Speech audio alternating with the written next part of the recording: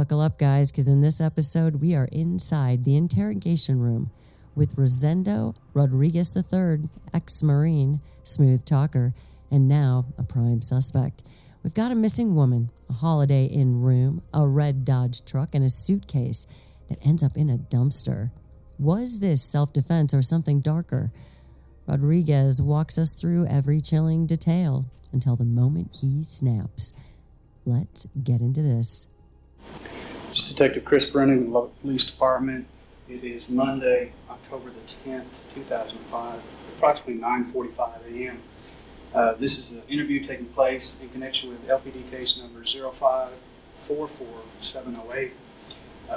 This is taking place at the Lubbock Police Department in the Persons Crimes Division in the conference room. Present in the interview at this time is myself. I'm Detective Chris Brennan. Individual you see being videoed at this point is Rosendo Rodriguez III. Rosendo, if you would, for voice identification, state your full name and your date of birth, please, sir. Rosendo Rodriguez III.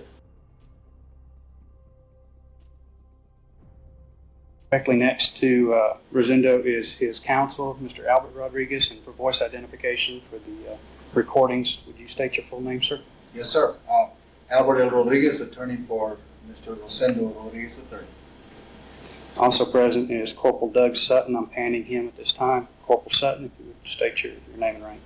Detective Doug Sutton, Lubbock Police Department, Crimes Against Persons Division. Okay, Rosendo, you understand that this interview is being recorded, right? Yeah. Yes, sir. And do you have any problem with that? No. Okay, you have legal counsel present. You can both your rights to have legal counsel present and visit with him prior to this interview, and that's fine. I'm going to go ahead and advise you of what's called the Miranda warning, and I want you to listen to it closely. This is the same rights that we read to you the first time we came to visit with you. You have the right to remain silent and not make any statement at all. Any statement you make may be used as evidence against you at your trial. Any statement you make may be used as evidence against you. You have the right to have a lawyer present to advise you prior to and during any questioning. If you're unable to employ a lawyer, you have the right to have a lawyer appointed to advise you prior to and during any questioning. You have the right to terminate this interview at any time. Do you understand those rights? Yes, sir. Do you wish to waive those rights now and visit with Corporal Sutton and myself after this matter? Yes, sir. What I would ask is that you keep your voice up enough that it will pick up on the various recording mechanisms. Yes, sir. Let me just double check all these to make sure that it is recording properly. Okay. As we begin this interview session, Rosendo, you can see a bottle of water sitting on the table next to you for you to take a drink anytime you want. I'd asked you before we began the interview if you needed to use the restroom, and you indicated that you did not. Is that still correct? Yes, sir. I use the restroom. Okay. Let me go ahead and start by asking you a little bit about your background as far as your Marine Corps experience. I have some documentation in reference to that, but I'd like to see how well you remember the different levels and phases of the Marine training. Yes. If you would, with the dates approximated as possible, go ahead and give me that information. As far as like when I joined? When you decided to join the Marine Corps, what made you decide to join the Marine Corps? Okay. I joined the Marine Corps on August 23rd, 2004. That's when I reported to MCRD San Diego. So you joined the same day you enlisted? No, actually, a few months before, I had joined what's called the delayed entry program. And when was that? That was probably about, I'd say around May, June, something like that, 2004.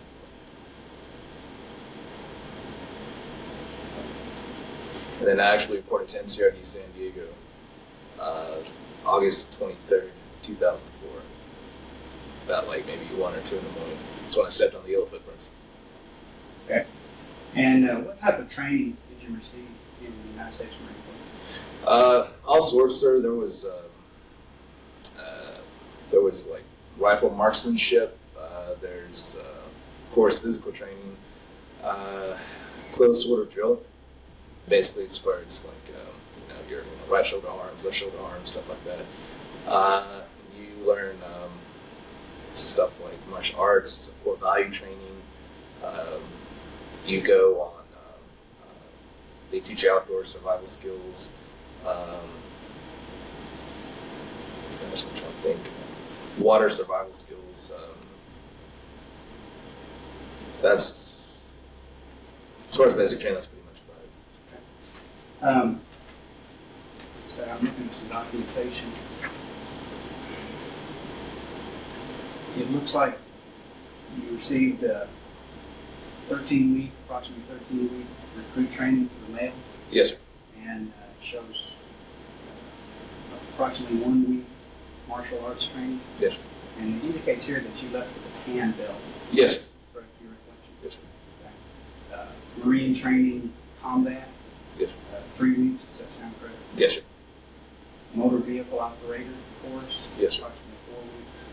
And logistic vehicle logistic vehicle operator course. Yes. What is your basic? Is it MOS? Yes, my MOS is 3533. It's LVS operator. Electrical Vehicle Systems is basically a 22.5-ton vehicle that can deliver anything, basically what we call beans, bullets, band-aids, and grunts. Just ammo, chow, any kind of like logistical needs that you might need at a camp, and also we all around infantry. But I'm also qualified as a 3531, which is basic motor transport, Marine. And what we do is we drive around Humvees, the MTVR 7 tons also as well. So qualified to drive basically every motor transport vehicle. Okay. Let me go on to the weekend of September 9th, 2005. Yes, sir. My understanding that you had come to Lubbock in reference to training for the Marines, and came in reference to the military map, to Lubbock map. Yes, sir. And how did you arrive in Lubbock? I flew in, sir. On what?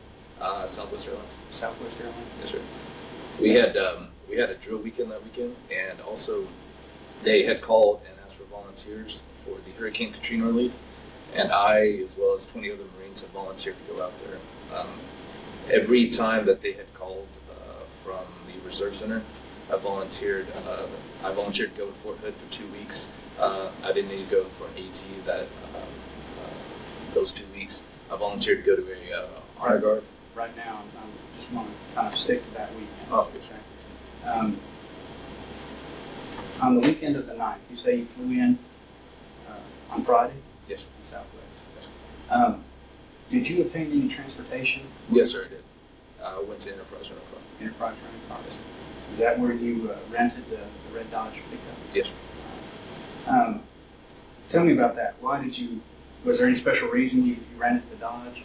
The reason being is because they had told us that we were going to be possibly deployed for the Hurricane Katrina relief. We were going to ride in a convoy to Texarkana. Then from Texarkana, we were going to go down to New Orleans, go down there and help out. But they ended up putting us on standby after all. If I would have got a car, taken a car from San Antonio, would have had to leave it up there in Lubbock, so I got a truck. Who is, you say they told us, who is your commanding officer? It's going to be Major Carter. Major Carter? Yes, And is he the one who advised you of this information? Or who advised you of what you're saying, what they told us? It was basically what we do is we get volunteer calls. I got a call from Corporal York and also Sergeant Bennett, as well as First Sergeant Metzger. He also debriefed us on what we're going to do. So, yeah.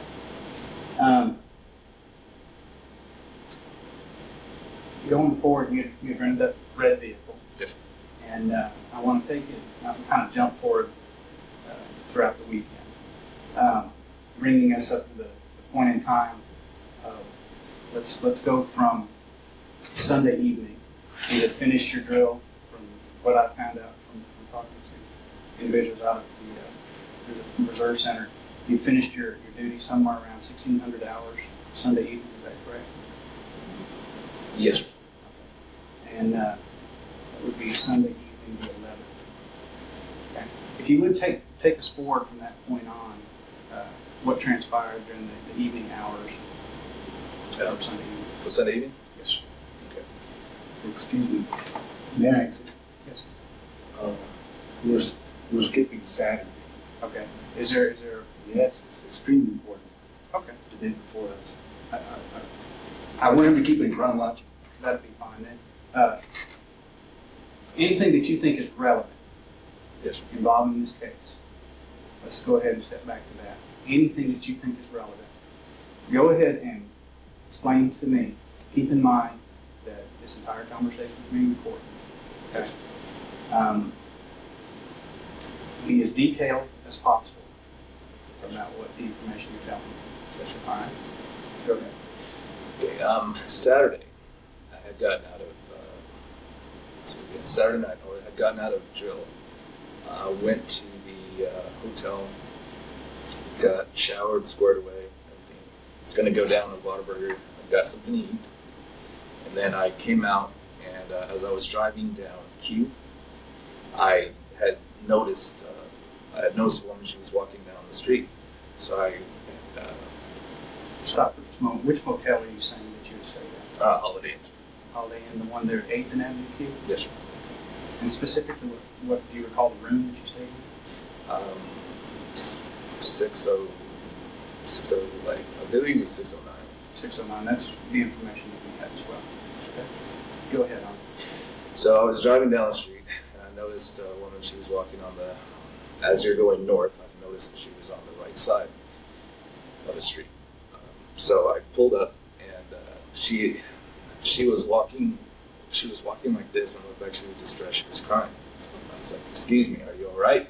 She goes, "Yes, I'm fine. I'm fine." You know, I was like, did you need some help? Are you in trouble or something?" And she's like, "No, I'm fine. Just, I was like, can you give me a ride?" I was like, "I'm fine." So she gets in the truck, we go, and I was like, "Look, do you want me to call the police or something?" It looked like, I could tell something was wrong because she was distressed about something. So she's like, "Yes, if you can help me out, that's fine, but I don't want you to call the cops." She obviously did not want to, have me call the authorities. So I told her, "Well, what happened? Did you get in a fight or something?" Well, she goes, "Well, she was telling me that she had gotten into some kind of altercation with," and she said it like this, not necessarily like a racial intonation, but she said like, this. I was like, "Okay, well, did you need me to did you just need to get cleaned up or something?" She's like, "Yes, if you don't mind, I'm fine." So we went to the room there at the Holiday Inn at 609. We go upstairs, we walk inside, and she goes, she uses a restroom, she wipes off her face, everything. We sit down.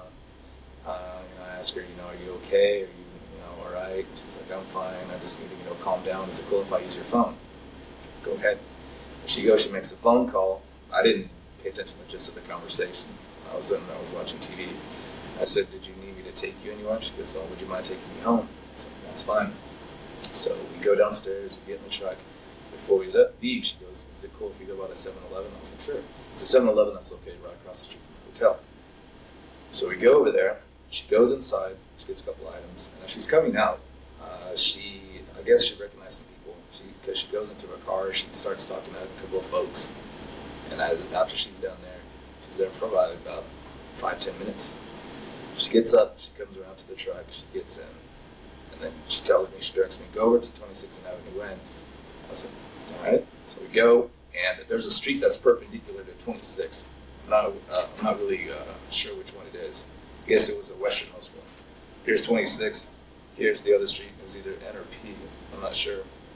I pull up, and I said, and she does not want me to pull in front of the house. All she wants me to do is just stop, let her go at the other side of the street. She's going to walk the rest of the way. I go, and I let her go, turn around, go back to the hotel. Approximately what time is it? I would venture to say about maybe 12:30, 1 o'clock. Let me stop here and just so we can keep this, as you say, in a chronological order. Let me ask some additional questions in regards to this point. You say that you were driving on NQ northbound, and you see her walking along the side of the road, and you decide to stop. Why did you decide to stop? Just because she was like this, crying, if you were any kind of, I mean, if you saw someone, was walking down the street, like obviously something was wrong, just like that. I mean, somebody, you're going to stop and you're going to say, hey, are you all right? I mean, what time of night was this now? I was probably about, I'd say, 10 o'clock, 10:30 something. So about 2,200 hours? I believe so. Probably about like 9:30. And she was walking on which side of the roadway? It was going to be on the right side. The right side of the roadway. Right, as you go north. And she was walking which way? She was traveling north. So she was traveling north. So you would have been coming up behind her. Yes. And Avenue Q's probably 20, 30 miles an hour in there. Right. She was. How did you notice, coming up behind somebody that they're in the position that you described? Did you slow down as you passed her? Did you slow down as you passed her? Yes, because she was standing there, and she was just looking back and forth, kept walking, looking back and forth, kept walking. Okay. Did you obtain this girl's name? Yes. And what was your name? Summer Baldwin. So you say you take her back to the room and let her clean up. Describe that more. What do you mean by clean up? She, like I said, she had been crying. Her makeup had been running. Her face was like real red and puffy. Her nose was like real red and puffy. She looked like. Okay, I'm saying as far as what instances did she do to clean up? Did she use any wash rags, anything like that? Did she take a shower? No, sir. She just used a restroom. She used the sink to wash her face. Got a rag. Dropped herself off. That was about it. Do you remember any other conversation that you had with her? Basically, she just said that she had indicated that she did not want to go home at the point. She had gotten a bit of an altercation. I didn't really want to ask. She obviously she did not want to go back, and I told her, I was like, is there a shelter, or something that you want to go to? She's like, no, it's fine, I'll be fine. So then you take her to 26 and N. Is she indicating that's where her residence is? I suppose she just said that she needed to go there. All right. Did you see what house she went into? No, sir. And about what time was this? This was about when I took her home. Mm-hmm. It was about probably 12:30, 1 o'clock, something like that. I had been through.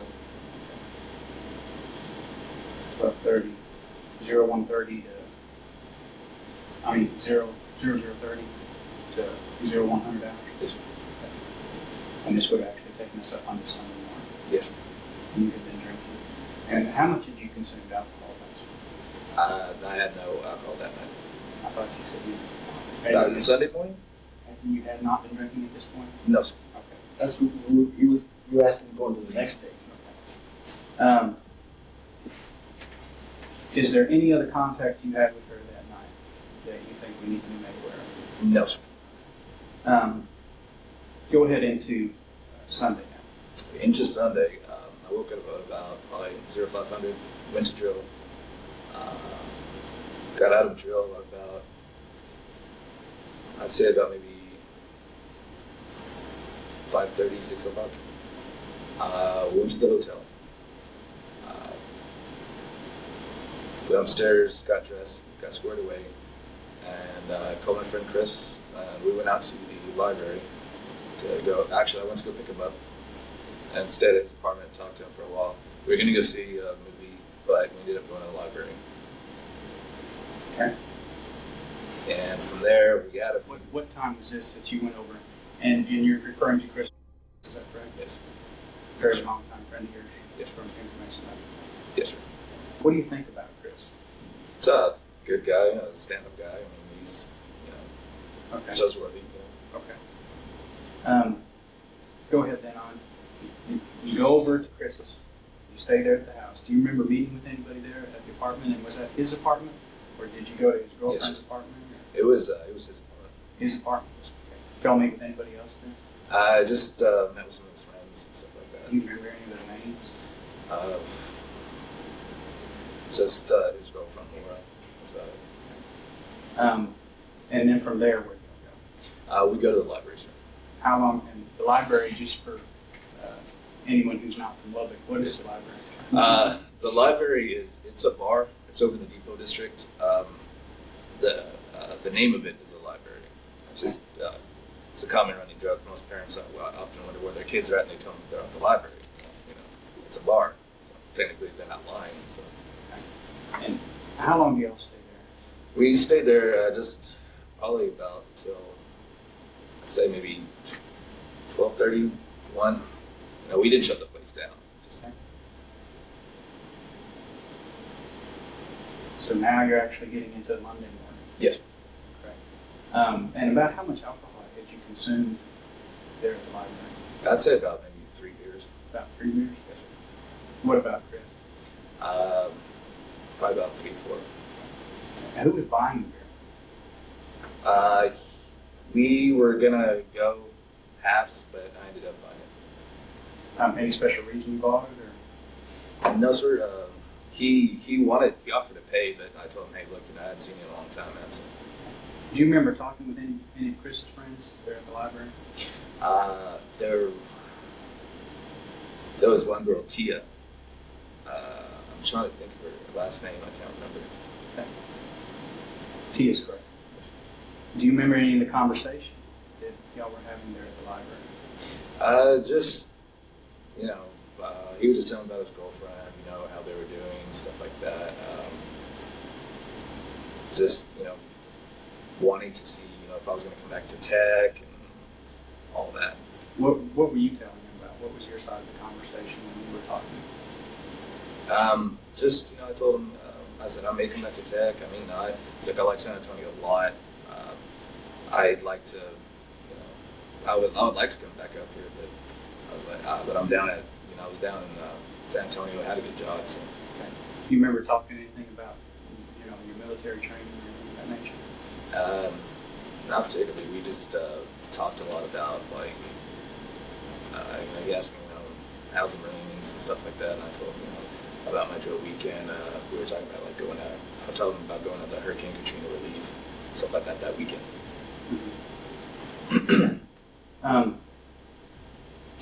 Let's go ahead.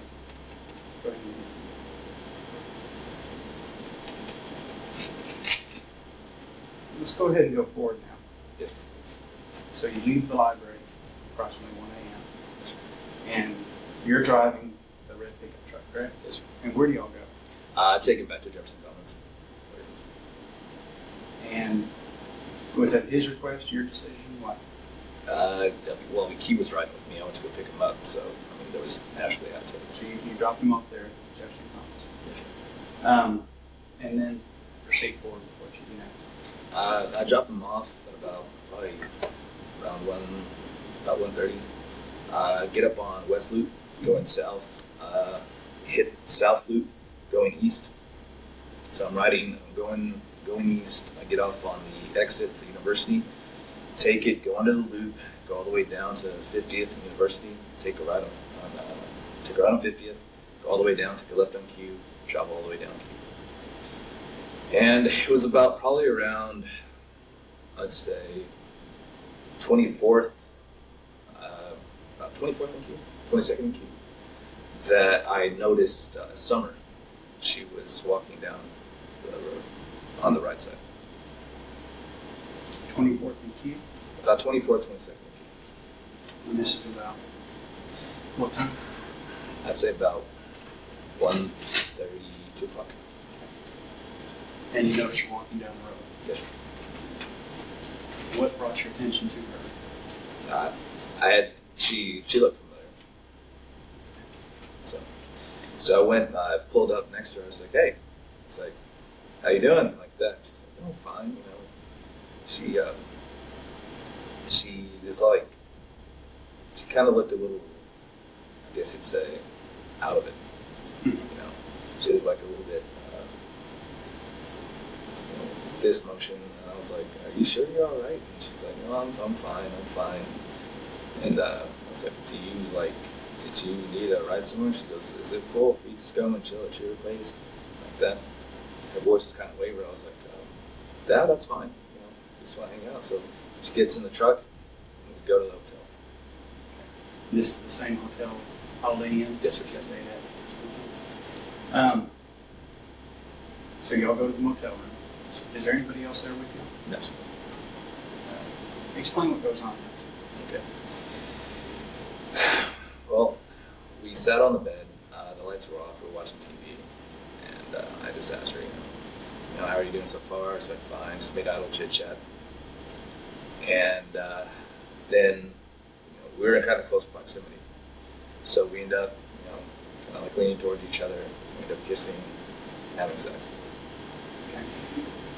So y'all end up kissing and having sex. Be as detailed as possible. Explain to me what you're talking about as far as what brought up the conversation of kissing.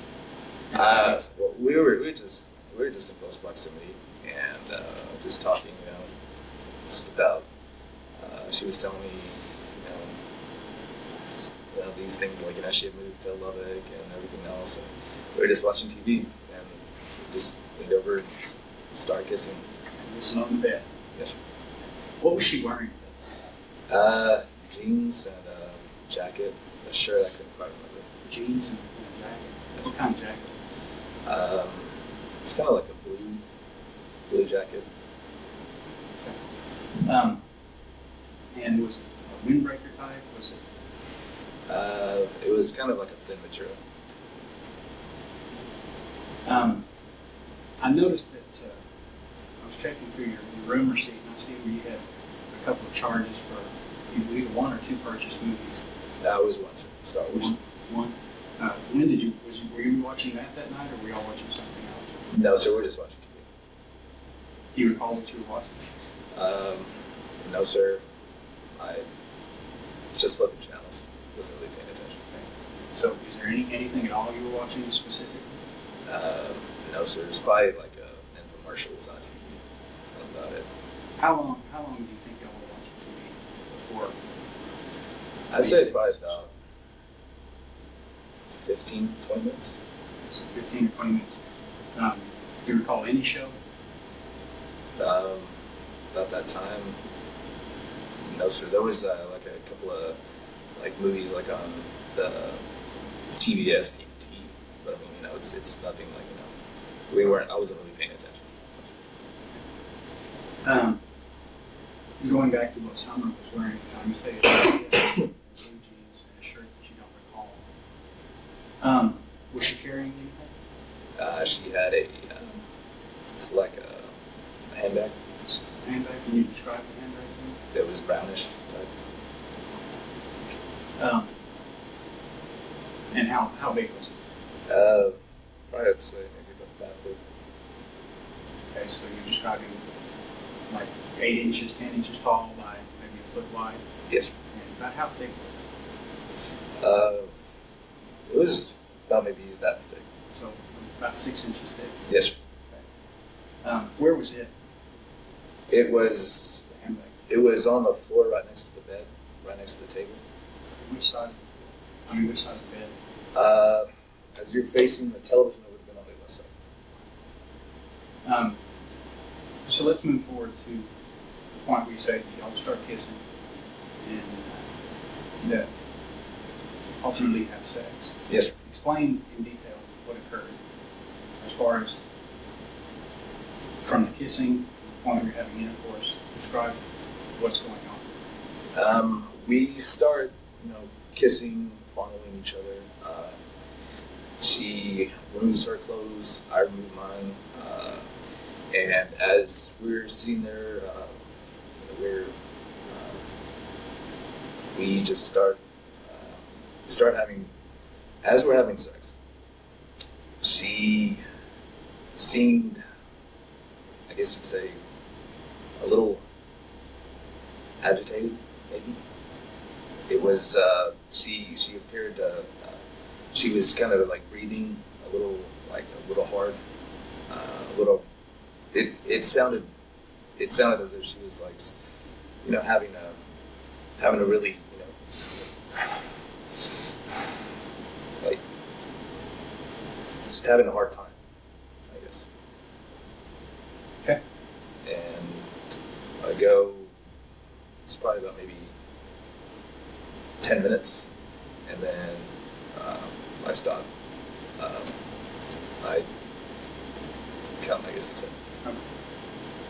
stop you there for a second and kind of get a little bit more detail here.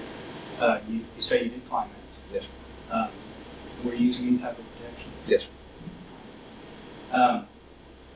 And where had you obtained that protection from? I had bought it from I believe it was across the street from someone.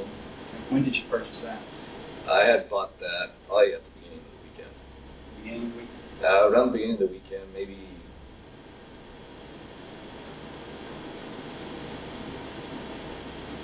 I'd say maybe even that night, I believe. Beginning of the weekend, somewhere around there. I'd purchased them at the 7-Eleven because I've been there. I've been at the 7-Eleven several times that weekend. But you don't recall if it was that night or if you purchased it. You say at the beginning of the weekend. Now you're saying it may have been that night. It might have been that night. I've been to the 7-Eleven several times to go purchase items. I got Gatorade, stuff like that. And you were speaking about a condom. Yes. Was it one condom? Was it a multiple condoms? No, it's a pack of condoms. And approximately how many? Probably about 3 or 4. Explain the sexual acts that you were having as far as when you were involved with sex or something. Was it the physical positioning that you both were in and where it occurred at? Gosh. Probably her on the bed. She used lying on her back. And then also her and her back, and we were just like moving around on the bed as she was on her back. Mm-hmm. We'd end up being like over here, then we'd like scoot over here, and then scoot over here. Okay. And the sexual acts that y'all had, was it just normal? You say mid position. Was it just normal sex? Did y'all do anything that some people might consider a little bit unusual?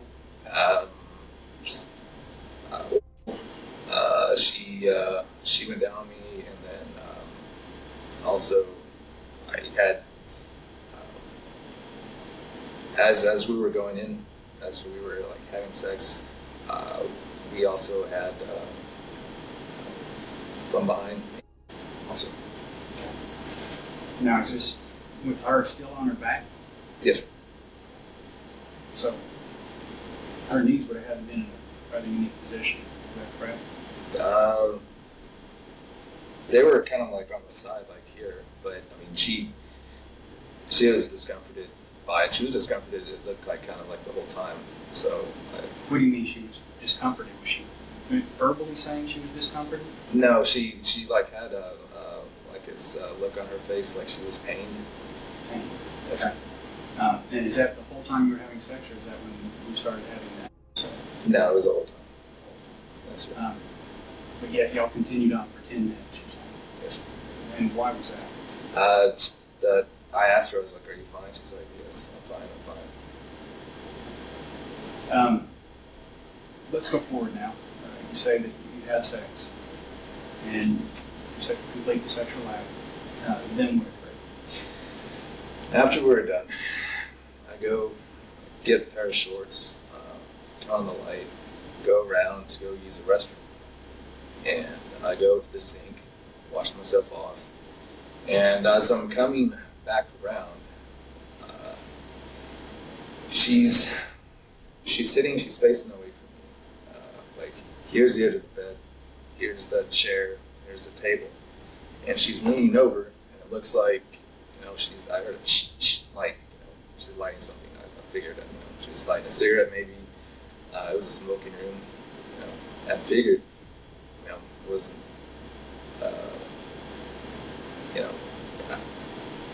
when I walked up, I saw that she had a pipe. I didn't think, she was like that. Just lighting a pipe. It was metallic with, it was silver with little gold nubs. And at the end, it looks like one of those things that you use to scrub pots with, SOS or a Brillo. And when I saw that, I told her, I was like, "Hey, what are you doing?" And she didn't respond. She just kept lighting it. It was a metallic burning smell. like a chemical smell. And I told her, hey, don't do that. And I took the pipe away. I was like, hey, don't do that stuff. She got irate at that point. She said, give me back my pipe, this and that. I was like, no, I don't want you to smoke that in here. Why don't you just go ahead and get dressed? And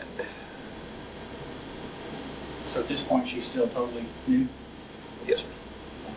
So does she begin getting dressed or what? No. Explain to me as detailed as possible.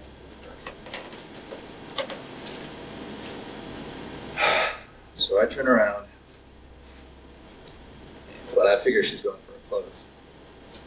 She goes into her bag. She pulls out a knife. It's one of those little yellow fold-out ones. It looks yellowish, kind of like bone or wood. And she stands up and she comes towards me. She goes, give me my fucking pipe. At that point, I'm thinking, oh shit. I was like, look. I was like, take it, just get dressed, leave. She goes, nah, that, you and everything else like that. She starts coming towards me. She asks, where's your wallet? I told her, look, it's over there. It's just don't swipe at me. Don't cut me, please. She's coming towards me, and as she has the knife, like, you hear me on her. She has the knife in her right hand. And as she comes towards me, I reach for her wrist, the one that has the knife, and I go and I pull her arm around like this. Like that. So you pull the arm around behind her? Yes, sir. And where are you? You're behind her at this point? Yes, sir. And where are y'all standing in the room? We're standing still kind of like, here's the bed, there's the table, there's the chair. We're standing right here in front of the bed. So as I have her there, I grab her hand, the one that has a knife in it. I grab it with this hand, and with my other hand, I have it around her like this. Okay. Around her throat, like that. You have her arm pulled around her throat? No. Her arm? Her arm is right here with the knife, and it's right here. That's where her arm is. My arm came around her neck like that. And I tell her, hey, quit, chop the knife, quit, this ain't, I'm not, I was like, just, quit trying to, swinging her arm back and forth. She's on, do all this. We're starting to struggle. We fall kind of like towards the bed on the, like where the chair and the table is. And she had this, it was like a, just this grunting sound, like that. Like she kept swinging the knife around, and it's right there. She's, she's like, grabbing at my arm with the knife. That's when I noticed her nose started bleeding. Like just this gush of like blood just comes down. Like right there by the bed, kind of like on the floor. Also just on the side, right there. She rears back. We kind of fall back. I don't fall. We just stumble, and we start falling back, and towards where the door was. Going back towards the door. She's still, kicking. I've got a hold of her hand. The knife's still flicking around. And I'm going over towards the door, and I'm thinking, all right, I'm going to throw her out. But the only thing is that if I let go of her hand, the knife's going to come out swinging. If I let go of her arm, she's going to start swinging with her arm. So instead, we're sitting there, we're fighting by the door, and I tell her, drop the knife, let it go, She still wouldn't.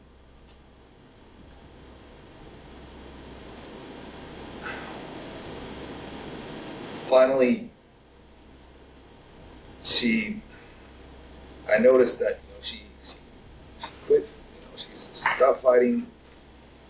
So I go and I let her go.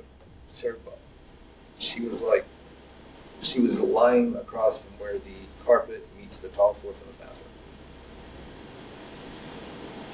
I sit there on the toilet. And at this point, I'm panicking. I'm freaking out. My arm is sitting there. It's shaking because I had it rigid for so long. She's lying on the floor. She's not moving.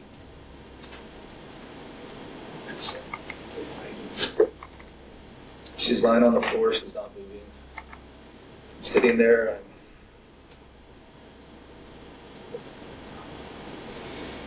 just scared. So you're saying that you're sitting on the toilet? Yes, sir. She's lying on the floor. Yes, sir. So I go and I check. I checked to see if she was still breathing. I checked her pulse on her wrist and there was nothing. Okay.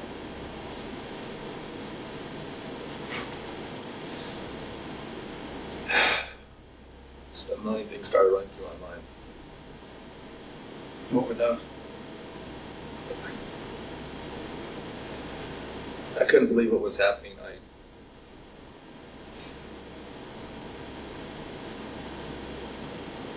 just got.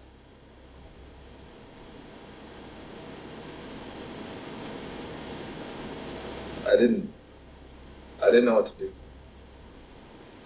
Did you So have I your got- cell phone with you? I didn't have. It wasn't on me. It wasn't in my pockets. Was your cell phone in the room? Yes, sir. Was it the same cell phone you used to call Chris earlier in the night? Yes, sir. Did you have a phone in that hotel room? Yes, sir. Was your phone working? Yes, sir.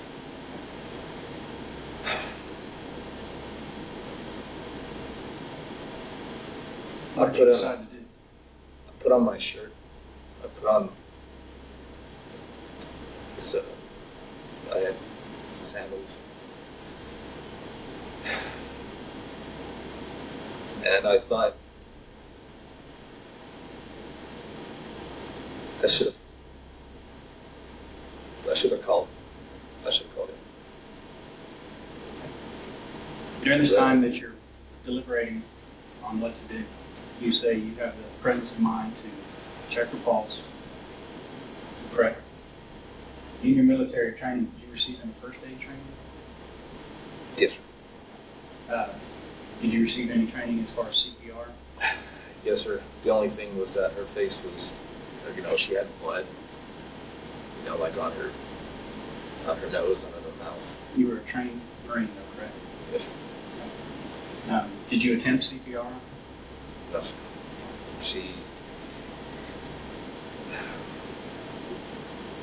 I didn't. After I checked her, I didn't get a pulse. I didn't think. I didn't think to try to resuscitate or anything. Tell me what you did next. What did you decide to do next? Tell me the time span. I got dressed. What I were you went wearing? a polo shirt and some shorts, sandals. I went downstairs, got in the truck, drove to Walmart, bought a suitcase. And is this Lots the of blood. Walmart? Which Walmart is this? It's the one over on South Loop. I bought a suitcase and I bought some gloves because there was blood there. I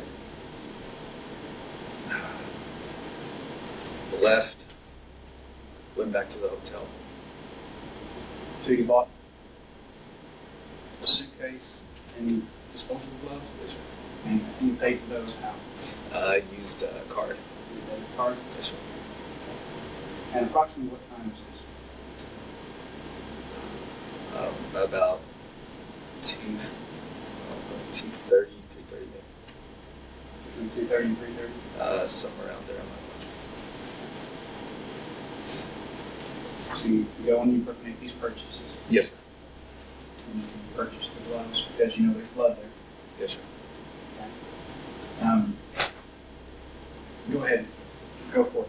What do you decide to do next? Go to the hotel and I open the suitcase. I lift her and I place her inside. And I shut the suitcase. And I go. Okay. Let me stop you. Again, try to be as descriptive as possible. Exactly what you do. Very detailed. Do you use the gloves, the disposable gloves? Or handling her or what? No, sir. I didn't use the gloves afterwards.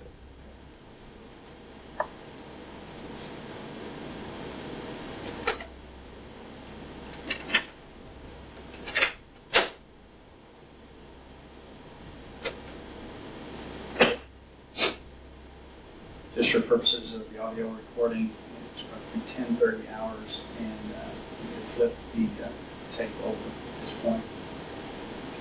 Okay. So you say at this point you had not used the disposable gloves. No, sir. So I pick her up and I place her inside the suitcase. Okay. So was the suitcase laying on the bed? Was it laying on the floor? No, sir. It was on the floor. It was on the floor. How was she clothed? She was not, sir. She was not clothed. Yes, sir. And so you put her in the suitcase. Do you recall how you had to place her in the suitcase? Can you describe that to me? Like that. Indicating that you had to fold your body up to get in there. Is that correct? A little bit, sir. You say a little. Did you have to fracture any bones, break anything, No, sir. hit anything like that, or were you able to just bend her? No, sir. It was just just all I did was just place her in there. It wasn't any kind of So you placed her. Yes, sir. What did you do next? I went and I got one of those Holiday Inn, the dry clean bags that they have there in the closet. I got it. I collected her clothing. Got some of the hotel towels. Wiped up some of the blood. By this time, I already had the gloves on. Okay. Wiped up some of the blood. Placed all these articles in the bag. There was a sheet on the bed that I had taken off. Had a little bit of blood on it. Placed it in the bag. As I was going through, I had noticed that there were two knives. One was metallic, and the other one was the one that was over there by the bathroom, the one that she had. I placed those, I put them on the bed. The rest of the stuff I went and gathered and put in a sack. Explain to me, you say as I was going through, you found the knives. You mean as you were Yes, I going was through? walking through the room. Where was the other knife? The other knife was by the bed. It was like she had taken, I guess, both out, and the other one was by the foot of the bed, by her handbag.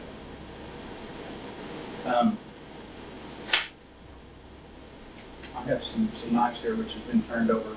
These are just pictures of knives. Yes, Turned sir. over by your attorney to Ranger Collins.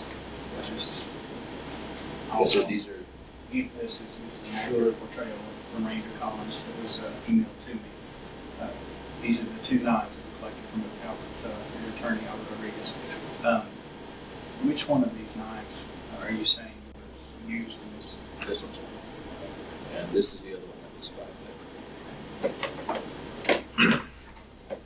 Then, so you collect the knives and you lay them on the bed. Yes, sir. Okay. Tell me what's the next thing you do. After I collect the articles of clothing, the handbag, I get everything, I get all that, get the suitcase, and I go and I take everything outside. She had the crack pipe, the one that had fallen down. Mm-hmm. That one, it had been, I had thrown it in the trash right next to the Coke machines there at the Holiday. Okay. And after that, the elevator came. I went downstairs and took the suitcase and the bag, the clothing, the handbag. I put it in the truck. I got in the truck. I went down and over by where the Guadalupe Center is.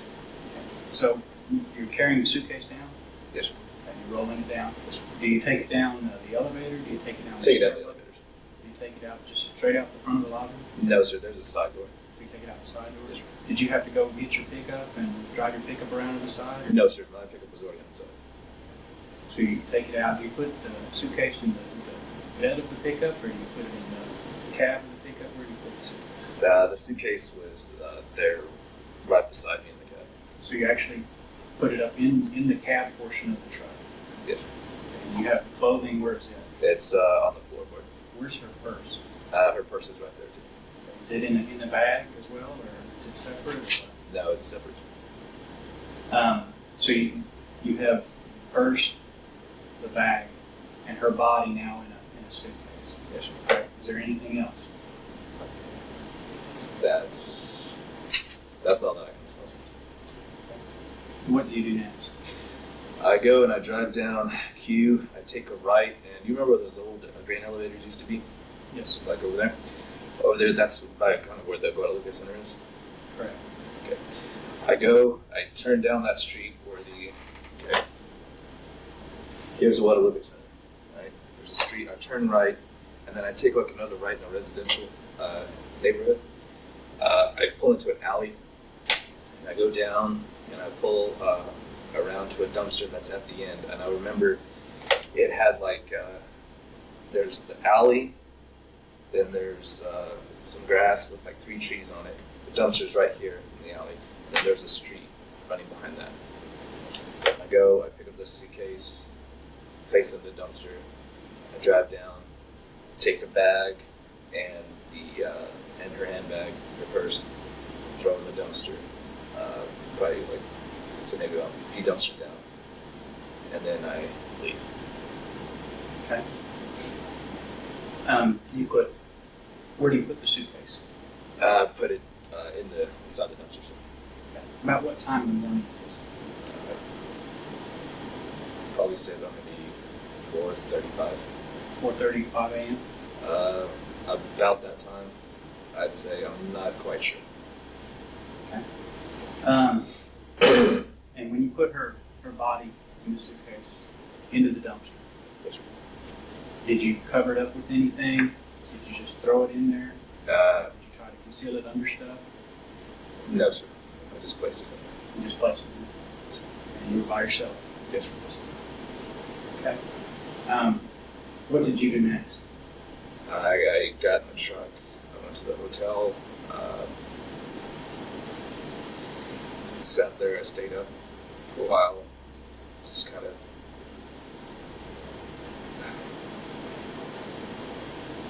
out of it. I couldn't believe what just happened. So after a while, I went to sleep. Okay. So you went to sleep. About what time is that? Maybe about 8 o'clock. 8 a.m.? Yes, sir. And this is Monday morning. Yes, sir. Did you go up to the 7-Eleven anytime that day? I might have.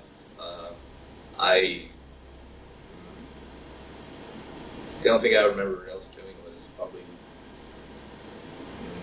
maybe going to Chick-fil-A, going to go see something to eat, going to the 7-Eleven, made an ATM withdrawal. That was about it. Where'd you make your ATM withdrawal? I believe it was down there in the lobby. All right. Is that where you made a lot of your ATMs? Was in the lobby Yes, sir. of the hotel? Yes, sir. and then you go to Chick-fil-A and you get something to eat. About what time of day was that? It was in probably like the late afternoon. Do you recall what you ordered? 2 number ones, body size. 2 number 1 value size. From which restaurant? It's the Chick-fil-A over there in front of, kind of by Hobby Lobby. South past the loop on Slide.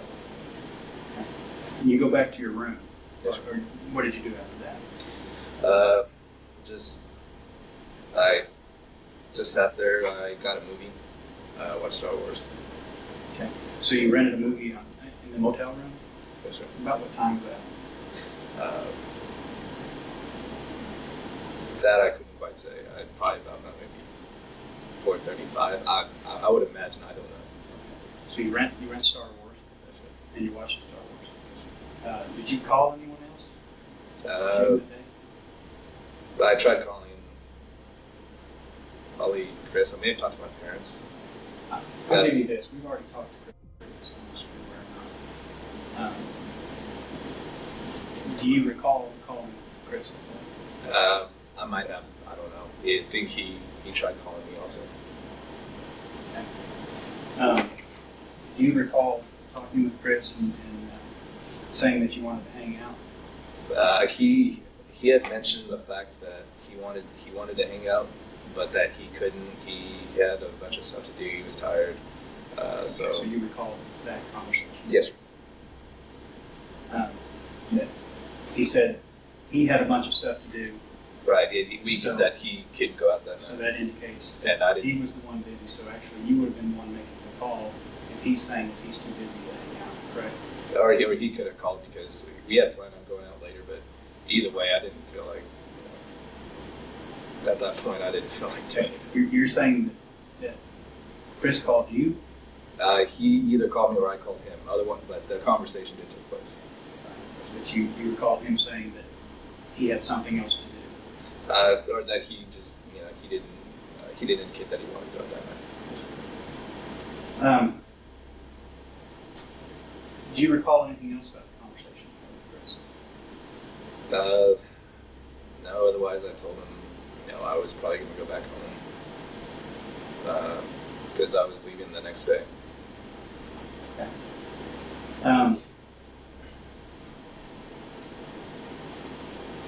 And then what did you do the rest of the evening? I just stayed there in the hotel.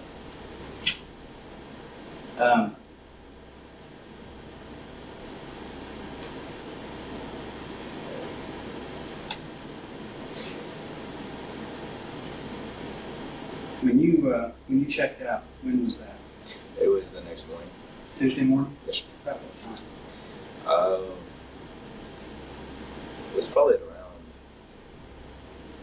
maybe 9, 10 o'clock. I'm not quite sure. I had to catch a bus on Greyhound.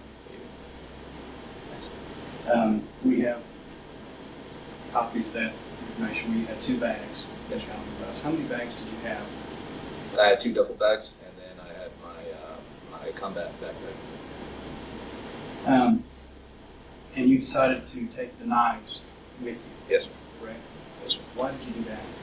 Because at a later point, I wanted to contact the authorities. You say that at a later point you want to contact the authorities, correct? Yes, sir. And I'm assuming you're saying that you wanted to contact authorities to talk about what happened? Yes, sir. Okay. Your father's an attorney, is he not? Yes, sir. How long has he been an attorney? Graduated tech law in about 1976, I think.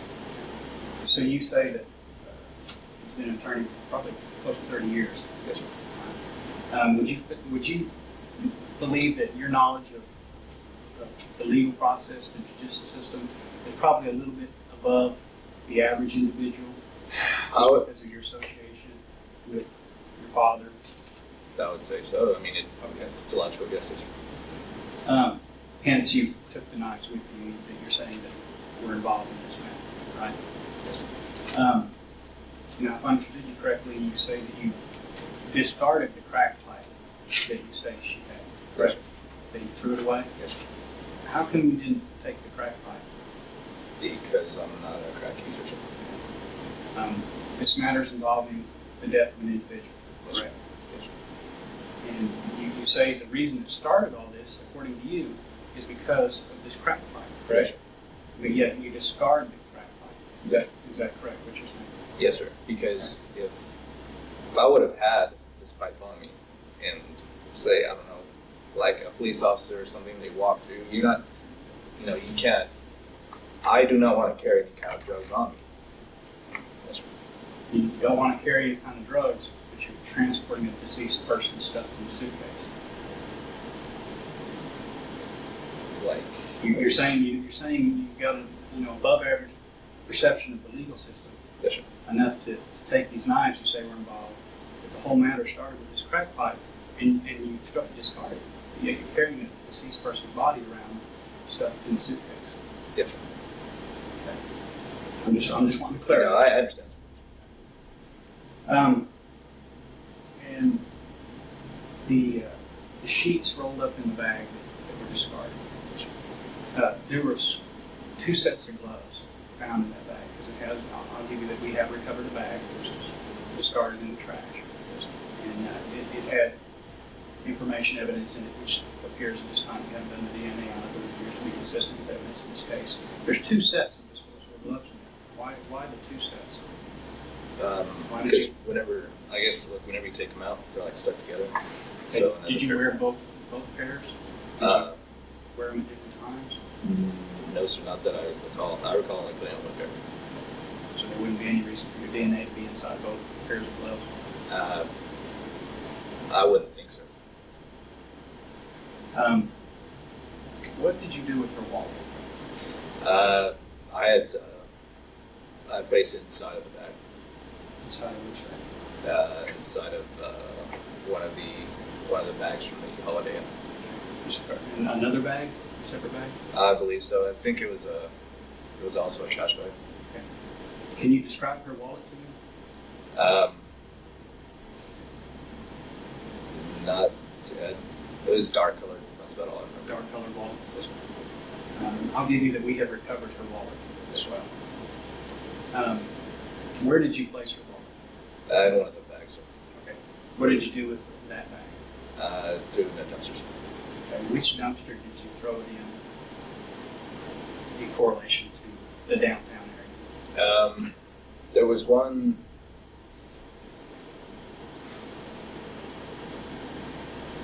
It's over there by the Guadalupe Center, and then there was.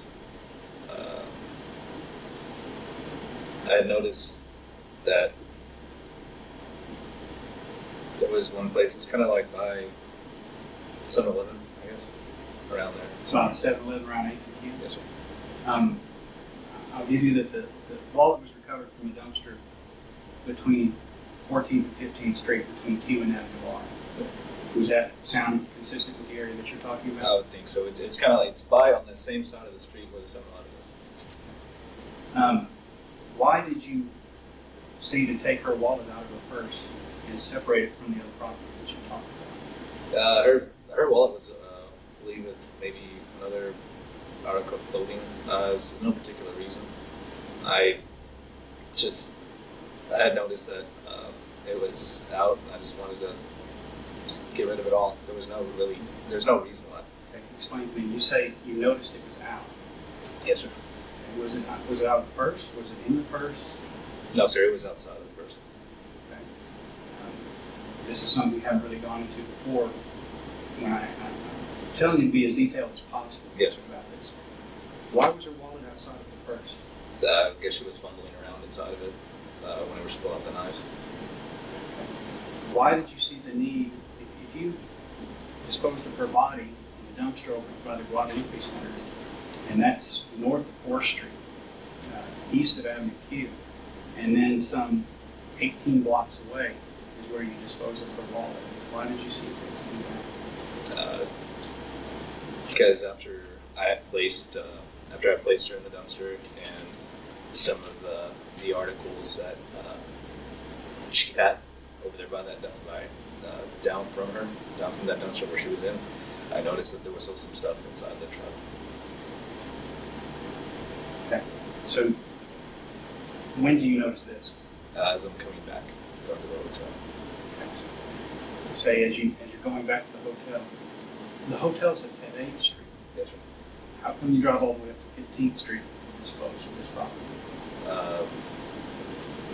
That I don't exactly remember, so just went, pulled in, just random dumpster, threw it in there.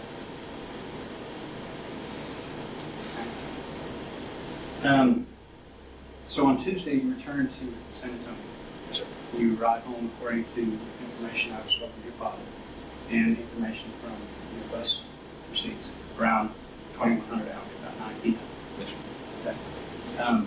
What did you do when you got back to San Antonio? Just went in, said hello to my folks. Do that. Said hello to your folks. Who was all there? My mother, my father, and my grandmother. Your mother, your father, and your grandmother. Who picked you up? My parents. Your parents, both your parents picked you up? Yes, sir. And this is the parent that's been attorney, Yes, father, Mr. Rodriguez. Mother and father. Jr. Did you talk to him about what had gone on in Lubbock? No, I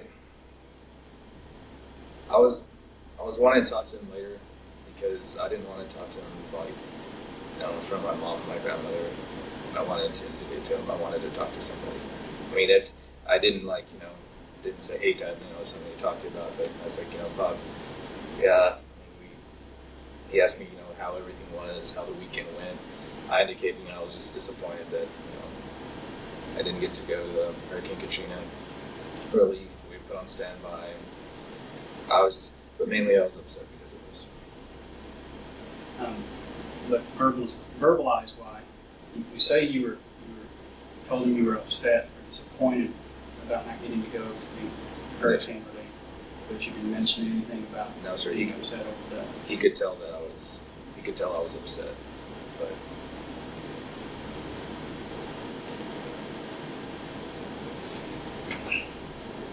and sir, I just wanted to say that ever since when I was detained in San Antonio and I was brought to the DPS station. Do you remember when we first met and we went to another room and you asked me, is there anything you want to talk to me about? And I said, yes, sir, but only in the guise of an attorney. Correct. Okay. I told you in Detective Sutton that. Because I did want to, this day. Do you recall that conversation was recorded? Yes. That's the first part of the conversation. Yes. Do you recall us saying you're free to call your attorney? Yes, sir. Yes, sir. You said you'd rather wait and talk to an attorney. Yes, sir. And that you would get back to us. Yes, sir. From the first day, I did want to speak to you all. That day, I told you and Detective Sutton, yes, sir, I do want to speak, but only in the presence of an attorney. After the photograph session here, I had asked to speak to you in private. We went to your office, and I told you, sir, I do want to talk to you, just in the presence of an attorney. And then that wasn't you asking me. I took you into this room, yes, sir. and I said, if you want to talk to me, you need to get back in touch with us. Yes, sir. And I'll listen to what you have to say. Yes, sir. And then also, I tried to call you from the jail, and also I didn't get a chance to talk to you. And it wasn't until this past Wednesday? It was this past Wednesday until that I was told that we were going to have an interview. Did you tell anybody else? Did you tell anybody about this? No, sir. Did you seek guidance from anyone, a priest, an attorney, No, a sir. friend? No, sir. Do you recall talking with and some of the things I'm going to ask you now is related to this because it involves this entire weekend. But a lot of this is coming down to your word against a female's word that cannot speak for herself because she's no longer here. Yes, sir. So, as far as Chris, do you recall talking to him about your experiences in Iraq? I told him that I've gone through the Marines and was going to Iraq. Our unit's leaving, I believe, in April. Okay.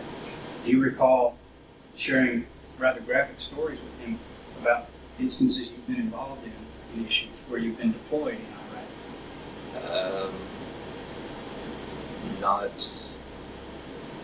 Nothing. I told him that I had seen scenes about people being blown out, stuff like that. As far as what they showed us in boot camp, stuff like that. Do you recall specifically saying though that you were involved in these, and you were alleging, according to Chris, that you were actually deployed to Iraq? He asked me if I had been, and I kind of told him I had been over there. But So you told him you had been deployed to Iraq. Why did you give false information surrounding supposed deployment to Iraq in a wartime situation? Just because he seemed curious about it, and I just kind of fed his imagination. I'm sorry? I just kind of fed his imagination. So you fed his imagination by talking about that. So you did talk to him about issues when you were never actually deployed to Iraq. Is that correct?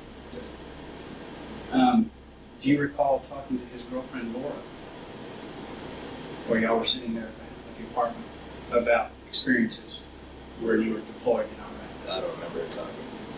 I remember talking to her, but I don't remember what the conversation was about. Would you say that would, but you do recall having conversations? Yes. Do you recall having conversations with individuals at the motel where you either directly or indirectly gave the inference that you had been deployed to Iraq? No, sir, not those. No one at all? I had told him that I just got out of active duty for my training. That was about it. Do you recall ever being in a fraternity here in Lubbock? Yes, sir. And what fraternity was that? They'll make it up to Any other fraternities? Cairo. Cairo? So Omega Delta Phi and Cairo. Yes, sir. And are you still in those fraternities? No, sir. Both of them? You're out of both of them? Yes, sir. And how would you say you had left those fraternities? As far as Omega Delta Phi, I stopped going as far as to the meetings and things. And as far as Cairo, just kind of on bad blood, merely because I had some problems with some members. Okay. Do you remember any specific member that you had problems with? They're in Omega Delta Phi or Cairo. Cairo. Cairo, there was one guy, Andrew, that had confronted me. He had kind of got in my face. He threatened to use a candlestick against me, and we got in a bit of a shoving match. Given someone else's perception, do you think it would be possible for someone to say that they felt that you had lost control in that instance? I wouldn't say I lost control. I was being verbally, physically threatening people. The guy was getting in my face, and he had indicated that he had indicated to people later on that he wanted to use a weapon on me. So you say that you felt like you were in control. Yes, sir. And this was a guy that was using a candlestick. He had threatened to. And what did you do in response to that threat? He got in my face. He made a move like he was going to hit me, and I went, pushed him away, got in a shoving match on the floor, and that was about it. I was stopped by another guy. Okay. Would you say that was it that one instance that led to you leaving Cairo, as you say, under bad blood, or were there other instances brought forth about inappropriate contact with females? There were some girls that I had dated in there. I talked to one girl while I was dating another one, and they got mad about that, and so everybody was just like, you know what? I was like, maybe it's just best if you leave. Do you remember those girls' names? And knowledge and help. What about allegations of abuse towards these girls, or all the way up to sexual assault? Those were untrue because I had heard from one of the people that I met that night over at Chris's apartment that they said that yes, they had gotten together and colluded in order to get me kicked out of Cairo. Do you think Any one of those girls in particular, any certain instance that you can recall that you said they colluded? What's one specific instance that you can recall? When I was sitting there, I was talking to this girl that was over at Chris's apartment. She had said that one of the girls in Melda had been was talking to her one night after a party and said that yes, that she had. I'm talking about a specific instance that you say is maybe taken out of context or something of that nature. Did you ever have any sex with any of the girls from Cairo? Yes. How many?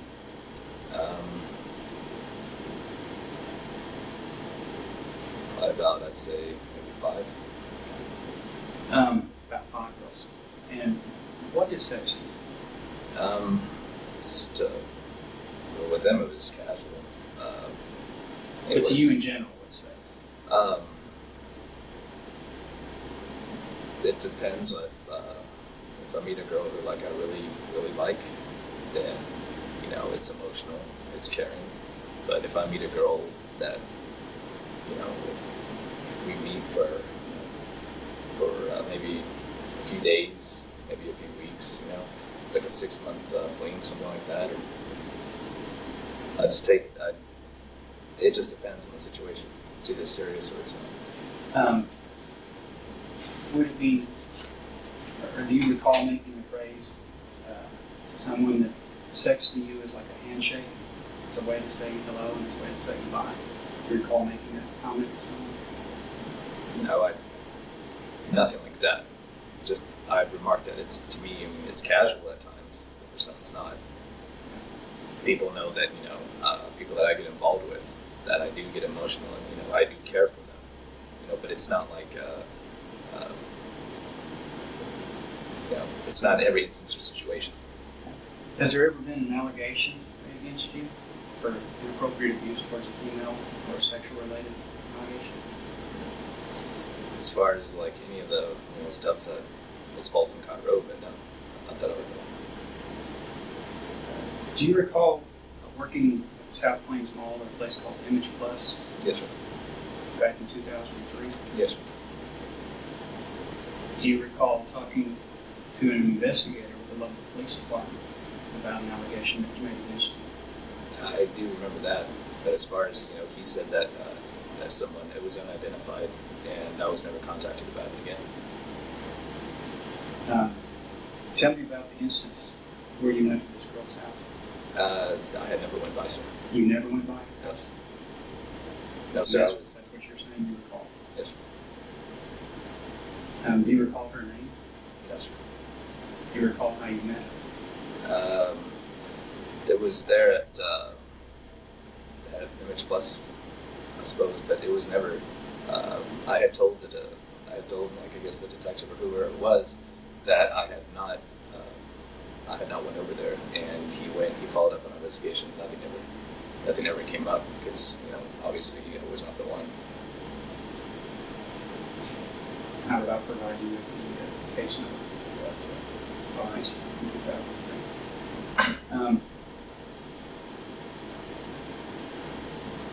Have you ever, or do you recall, and a lot of things I'm saying, I'm not just throwing it out there, I'm giving you an opportunity to explain your side.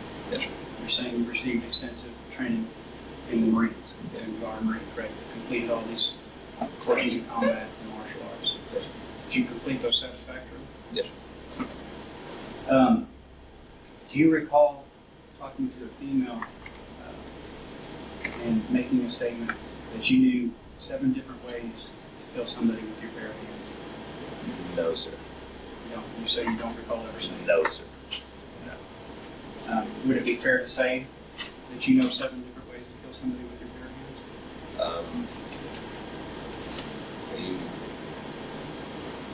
You can, but I never. From your training in the Marines, Yes, sir. did you receive any training on how to terminate someone's life with your bare hands on? Yes. Would it be more than one way? Yes. The manner that you demonstrated to me just a moment ago in reference to this, was that any of the training that you had received? As far as that. The throat hold? Yes, sir. So that was training that you had received in the Marines. Yes, sir. But it's only meant as a submissive hold. It was noted it's not meant as lethal. But apparently somehow Yes, it sir. turned out to be. Yes, sir. Did you make any other physical contact with her? Any type of hitting? No, sir. Any type of shoving? No, sir. Did you knock her to the floor? No, sir. Did you push her against the wall? No, sir. Okay.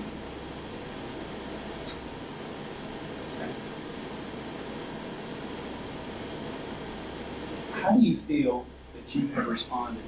We talked about your response towards Summer, what you're saying occurred. Yes, sir. We've talked about how you responded towards an individual named Andrew. Yes, sir. How do you think you are as far as handling your temper? Good, sir. Good? Yes, sir. Okay. What do you mean by good? Um, In a violent situation, how do you think? Are you one of these individuals that can control themselves in a violent situation? yes, sir. Only until attacked. If I'm attacked, I will defend myself. But you seem, I mean, we're sitting here talking and you seem very controlled individual. You're saying you're in control of your temper. Yes, sir. Have you ever received any kind of counseling for anger management, anything of that nature? No, sir. Can you explain to me why you've received this extensive training in the Marines, basically to take someone's life? You've also received training on how to resuscitate someone. Yes, sir. Telling me from your own words just a moment ago that you had caused this woman to be laying on the floor with no pulse, and you don't respond.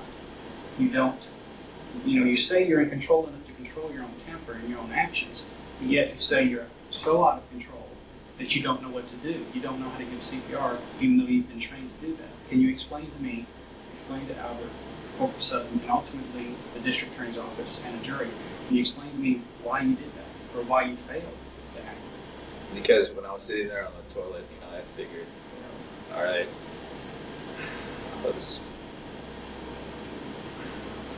I didn't think.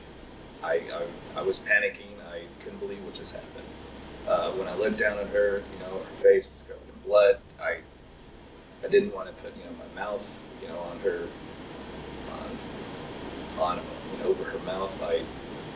I just didn't think to do it. Okay. And yet, I was panicking at that point. okay. And you had sex with her just minutes before, correct? Yes, sir. Intimate, vaginal, and anal sex, oral sex, correct? Yes, sir. Okay. And then just to recap, so I understand you correctly, you still had the presence of mind to go ahead and then go to Walmart and make these purchases we talked about of the suitcase, of the gloves, and the gun disposal of the body. Yes. How come during that process, having the exceptional or the elevated understanding of the judicial system, did you not call 911? Because I immediately at that point I thought, my God, what did I do? I panicked about my career in the military, how it would I just panicked. I can't. I don't know how else to explain this. Would it be fair to say that you had stopped panicking when you were watching Star Wars Monday evening? I had bought the movie just to watch, but I really wasn't paying attention. Would it be fair to say that you had stopped panicking when you went down to the ATM and got money and went and bought lunch that Monday? Oh yes, sir. Okay, so at that point you had stopped panicking. How come you didn't call your father, who's an attorney, and ask for advice? Because it's not something exactly you want to say over the phone. It's something you're going to want to tell somebody up front in person. Okay. How come, having your elevated understanding of the judicial system, you didn't go ahead and call the police at that point and get your side of the story out? You had every opportunity to call an attorney. Yes, sir. You're buying lunch. You're watching Star Wars. You could easily have called an attorney and had all this counseling before the police even became aware, before you left Lubbock. How come you didn't do that? It's because I wanted to go to San Antonio and eventually talk to my dad about it. I just, I wanted to talk to you all, and I indicated from the first day that you and I had met that I did want to talk. And I've had this on my chest for the past 25 days, and it wasn't until this past Wednesday that I find out, after my attorney contacted the district attorney,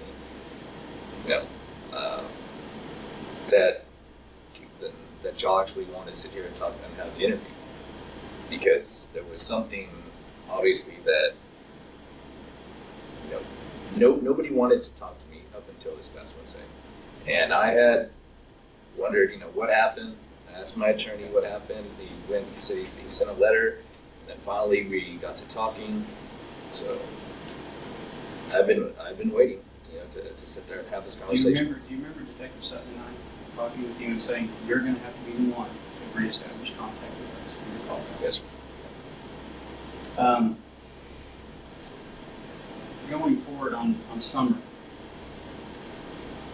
you realize what she did some of the time as a way to earn money.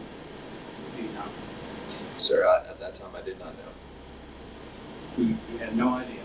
No, sir.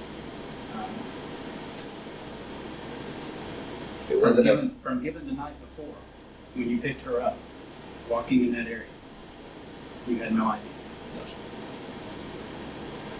I don't have the exact dates in front of me, but I will give you that we have documentation where you've stayed at that motel a number of times. Yes, sir. Stayed in Evan Yes, sir. I'll give you that area is frequented by what is commonly referred to as prostitutes. Do you understand that? Yes. You've stayed there a number of times, have you not? Yes. That weekend, your drill unit, your Marine drill unit, was not staying at that motel, were they? No, sir. They were staying across town, were they not? Yes, sir. You chose to stay separate.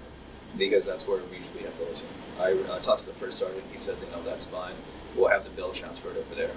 Because I had just gotten in town, I didn't have anywhere to stay at that time. Are you saying that you were unable to stay over at where the rest of your unit was staying? I was able to stay, but I had already got the room. And Staff Sergeant Priscoda said, that's fine, just go ahead and stay there. And that's the only reason? I mean, just because you had just happened to get the room? Yes, sir. I had already went in. I said, do you have building available for the Marines? I said, yes, and they already had it. Did you receive any prior instruction from your Marine supervisors where y'all were going to stay that weekend? No, sir. They had just told us that we were going to have the building was going to be available, and building was always available there at the Holiday Inn. I think Had you, is that standard protocol to go check into the motel like that without checking with the CEO to say where the rest of the unit is staying? people usually do it. I mean, can you give names of anyone that usually does that? I've stayed with a Marine guy named. Is that the norm, or would that be the exception? Normally not staying as a unit together. Not staying as a unit. Would that be, where you stayed off by yourself, is that more of an exception than the normal process? I'd say so, but I mean, either way. Let me ask you this. The rest of the times you come to Lubbock for drill, Yes, sir. did you stay with your unit? I've stayed with the Same unit. hotel? Yes, sir. Okay. Given that Summer, I'll tell you that she did earn some money that way. Did any money exchange hands between them? No, sir. Did y'all ever talk about money? No, sir. So, other than the fact that she wanted the money from my wallet, that was about it. Okay. Tell me more about the money from the wallet. She wanted the money from my wallet. I pointed to where it was. That was about it. Where was the wallet? It was over the nightstand. And when did this exactly take place in the sequencing of events that you told us about? That was the night that she pulled the knife on me. Right. But I mean, when in the sequencing of events? Make us understand a little bit clearer. I mean, was it prior to her smoking the crack? Was it after her smoking the crack? After. When? After. It was after her smoking the crack. She pointed to the wallet and said she wanted money. Is that correct? Okay. Is this prior to or after the time that you took the crack pipe away from her? This was after the time. So, before, you're telling me that, if I recall this correctly, and feel free to interrupt. You're telling me that she was smoking crack, and this upset you, and you grabbed the crack pipe away from her, and then you turn your back on her, and then all of a sudden she pulls a knife, correct? Yes. Now you're saying that there's a wallet, and you're saying that she asked about getting the money out of the wallet. When exactly did that happen? That's when she grabbed the knife, she stood up, she's like, give me my pipe, this and that. I was like, all right, fine. Then she's like, you know what? I was like, where's your wallet? She's like, where's your wallet? I was like, it's over there. As she turned, the knife was away, I grabbed the knife, grabbed her hand. What I'm going to do now, I'm going to have Detective Sutton run the camera for me, and this will only be recorded on the video portion of this interview. Corporal Sutton, if you would, go ahead and... You gonna run the whole interview? Huh? You gonna run the whole interview? He said he's gonna run the camera. He's going to run... The camera's going to be consistent, but I'm going Oh. to have him adjust it. I'm going to place my weapon over here. Corporal Sutton. What I would ask you to do is go ahead and step up. And if you're turning here, if you would step to this angle here. And if you would get us in frame, Corporal Sutton. I got you. You're telling me that she had a knife, and that your back was turned. Yes. Okay, you would go ahead and turn. Okay. And you're saying that she had a knife in her right hand, Yes, sir. correct? Demonstrate to me in the sequence of events what had occurred in this case. Had the pipe. I was going, looked, turned. She was sitting there. She was fumbling around in the bag. Okay. Where's the doorway at this point? Point to the doorway. Right there. So there's the doorway directly in front of you. Yes. She's standing behind you with a knife. Yes, sir. Why didn't you just go to the door and leave? It's because I didn't want her, running out to me to stab me. Fine. Okay. Were you nude? No, sir. I had on Shorts. shorts. Underwear or shorts? Just regular khaki shorts. Go ahead and the chain of events. Okay. So I turn around and notice that she's got the knife.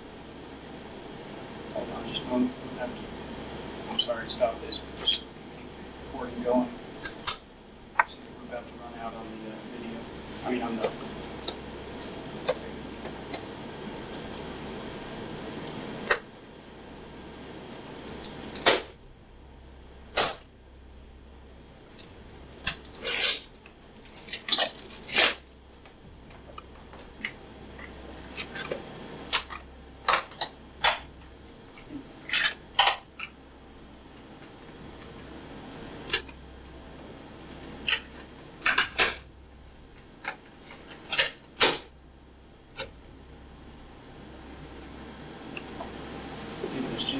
Make sure it's starting.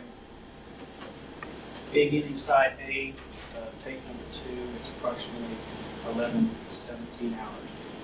We'll proceed on with the demonstration. She has a knife in her right hand. How is she sitting? Is she standing? She's standing. Okay. And the doorway's that way. Where's the bed? Bed is right. I'd say probably about right here. Okay. Right there. Okay. Okay. All right. I'm just gonna make these movements. It's not gonna be sudden or anything. That's fine. All right. Just got that. This. Okay, so you have a hold. Go ahead and continue the hold that you say you have. You have this hold here. Okay. She has the knife right here. Turn this way. Okay. She has the knife here. Yes. Correct. And you're holding her in this choke, and you say she's continuing to move the knife around. It's up about right there. Right about there. Okay. Did you sustain any cuts in here? No, sir. There was If you go ahead and put your hands back. there was no cuts, but No cuts. yeah, but I was when she was swinging the. Okay, so swinging now around. is it over here or is it over here? No. It's right here. Keep swinging it back and forth over here, like that. And with her other hand, she's trying to sit here and like scratch at me, scratch my arm, stuff like that. So she has this. She's trying to get. Why? What she's trying to get? I get it. I guess that you're saying with this hand. Yes, sir. She's going. She's clawing at my shoulder, at my face. How long do you say that this type of altercation was going Oh, this? Yes. Oh, the whole time. She's like moving it back and forth. Okay, you're saying she's moving it back and forth. How long? The duration? From the time that she, had the knife all the way until I was able to, until she stopped resisting. Until she stopped resisting. Time spent. I'd say about 5, maybe about 3 minutes, 5 minutes. 3 to 5 minutes. 3 to 5 minutes. Did you have any scratches on your arm? Yes. Yes, from her other hand. We have full documentation, body photos, abrasions that we find on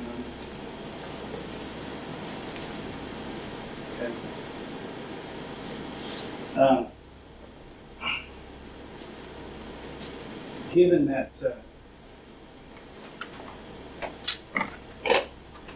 Summer's actions, smoking crack, saying she wanted your money, using a knife on you, would you have felt that this may have elevated her to the realm of a possible prostitute, is what you're saying? Turned out that way, yes. But you're saying that she was smoking crack, threatened you, and demanded your money, Yes, sir. and yet you still chose not to call the police. Yes, sir. Have you ever been with a prostitute before? Yes, sir. No. What do you believe are the qualities of a good Marine? Honor, courage, commitment, telling the truth, which I should have called it. Forthright, Yes, sir. accountability. Yes, sir. As a matter of fact, that's some of the Marine code, isn't it? Yes, sir. Do you think your actions would occur here, representing your Marine? In defending myself and in trying to protect myself, you have a measure of self-worth and self-preservation. As far as like not calling you right off the bat, no. As far as me wanting to contact you all, wanting to sit here have this interview, yes. So you say that you feel that your actions are appropriate or not? At the time when I didn't call you, no. But sitting here having this interview, telling the truth, yes. What about your actions as far as having the presence of mind to obtaining a suitcase with gloves so that you didn't get any blood contamination, cross-contamination of DNA, disposing of the body in a dumpster, and disposing of the wallet in a different dumpster? Do you think that represented the proper actions of a Marine, a civilian, No, sir. anyone? No, sir. But like I said, at that time, I was not. That wasn't a good friend of mine. Did you know that she was pregnant? No, sir. No, sir. That I did not know. It wasn't until I saw the news and everything, and that she was possibly pregnant. That's the only time I ever found out. I never knew.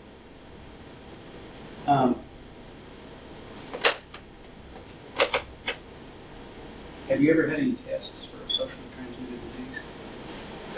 When she met. Is that in the process of the Marine? Any other tests? I've gone to Thompson Hall before. Thompson Hall? Yes, sir. At TET? Yes, sir. I've been doing this a long time, Yes, sir. and I've heard an array of different stories, some true, some not true. Yes, sir. I'm telling you now, some of the information that you're giving us is not consistent. I'm telling you now that I'm offering you an opportunity to explain this further. Yes, sir. Anything you think we need to be made aware of, ultimately a jury needs to be made aware of.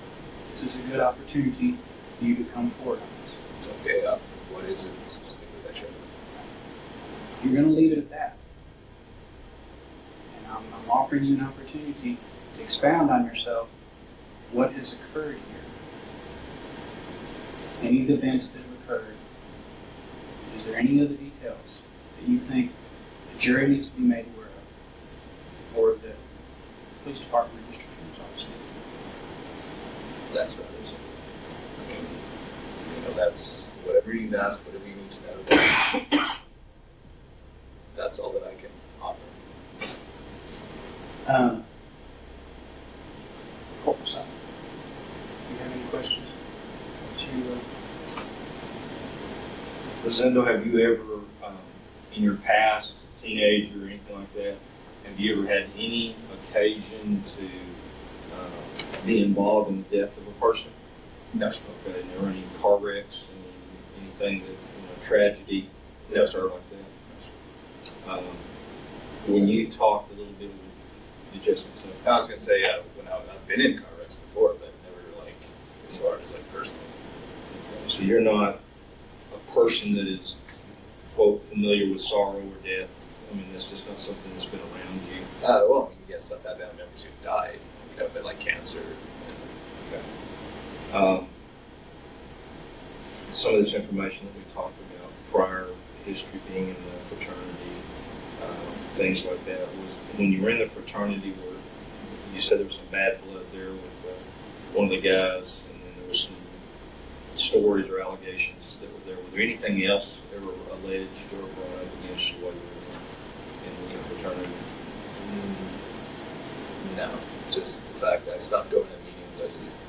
I didn't want to affiliate myself anymore. So they said, you still want to be part of it? I said no. And you told Detective Rooney that you've never been with a prostitute ever in your past as a teenager. And the reason I bring those things up is that, oftentimes young college kids head off to college and they discover things that mom and daddy didn't teach them. Okay? And I'm just saying, in your early school days, I know that you were in Tech since 98? Okay, so several years since today. So I'm saying, if there's ever been any instances of that occurring, or just as you say, you're not really knowing who you were with, but maybe finding out later. Yeah. No. I've never had to. I've never had to pay for it. I mean, I've met people, and I had sexual encounters with them, but it's never been like I've had to pay for it. Okay.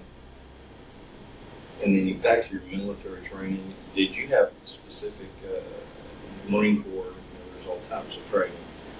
In the Marine Corps, did you have specific hand-to-hand knife training?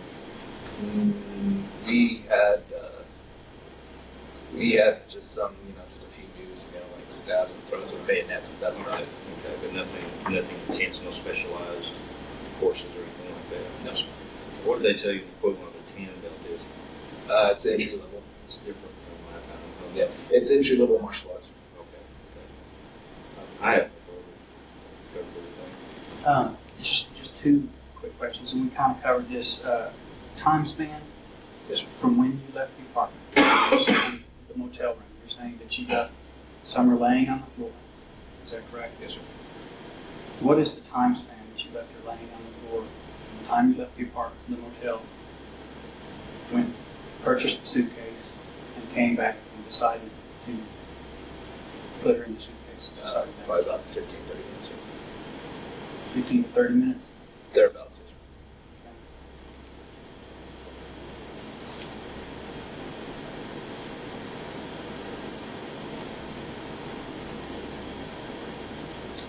And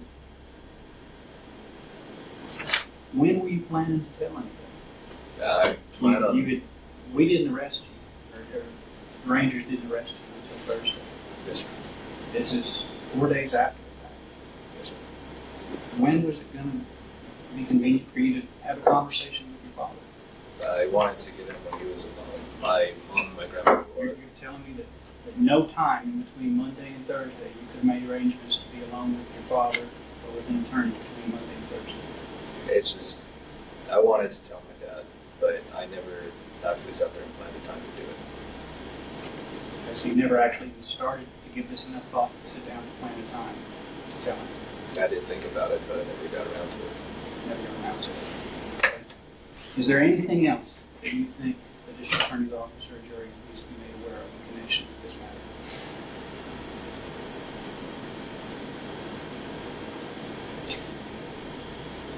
Other than the fact that, I noticed that,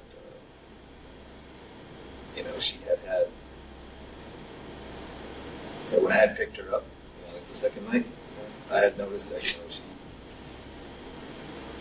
she was like a little discolored, like her face. She had like a couple of bruises on her back. I mean, that's about it. That's all that. That's all that I can recall as far as anything else. All I remember is that she just seemed like she didn't want to go home. She wanted to stay as long as possible. That's about it. That's all. Now, was that Saturday? It was both days. Both. Both days. She just indicated she didn't want to go, but eventually I was like, hey, I gotta go. I'm gonna have things to do the next day. So. She just indicated she did not, she was worried about something. Is there anything else? That's about it. Let me ask one question. Did you have sex with her the first night you met her? No. Did y'all do anything? I mean, kissing, making out, anything like that whatsoever? Could anybody have seen you kissing her, anything like that? No. Okay. I have.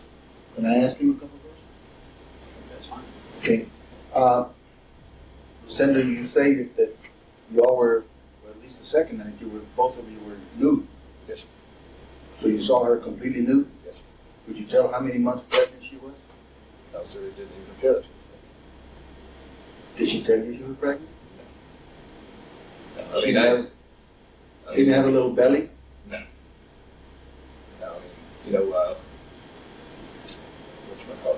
when I was reading, and hearing out the news articles and hearing just from other inmates in jail, they said that, that she was 5 weeks pregnant, but it was up until that time that I found out. I didn't even know. So it was never my understanding that, she was pregnant.